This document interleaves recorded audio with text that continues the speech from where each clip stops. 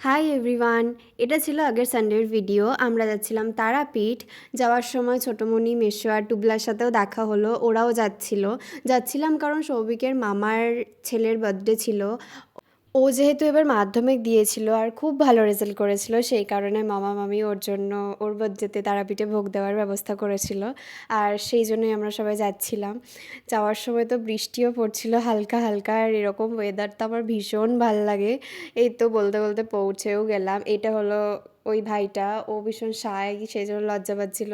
গিয়েই আমরা খেতে বসে পড়েছি কারণ অনেকটা লেট হয়ে গেছিলো আমাদের যেতে। প্রথমেই তো পাতে পড়ে গেল ভোগের প্রসাদটা, তারপরে পোলাও, পাঁচ তরকারি, পটলের তরকারি, মাছের ঝোল, চাটনি, পায়েস, মিষ্টি, দই। ভোগের আর আলাদা করে কি রিভিউ দেব, সব ভোগই ভালো খেতে হয়। তারপর আমরা যাচ্ছিলাম একটু মন্দিরে ঘুরতে। মারা তো আগেই পুজো দিয়ে দিয়েছিল, তাই পুজো দেওয়ার কোনো ব্যাপার ছিল না। আর সেদিনকে তো মারাত্মক ভিড় ছিল মন্দিরে, সানডে ছিল, ভিড় তো থাকবেই। লাইন দেখছো, মানে দাঁড়ানোর জায়গা ছিল না, এতটা ভিড় ছিল সেদিনকে। তারপর তো আমরা বেরিয়ে গেলাম মন্দির থেকে। আমরা তো বাড়িই চলে যাচ্ছিলাম, কিন্তু মাসিরা বলল যে ওরা কোথায় একটা দাঁড়িয়েছে, ফটো তুলবে, রিলস বানাবে বলে।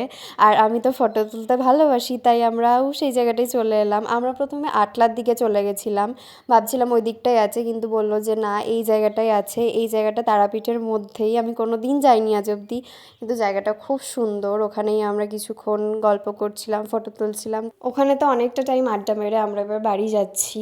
আবার দেখা হবে নেক্সট ব্লগে। টাটা।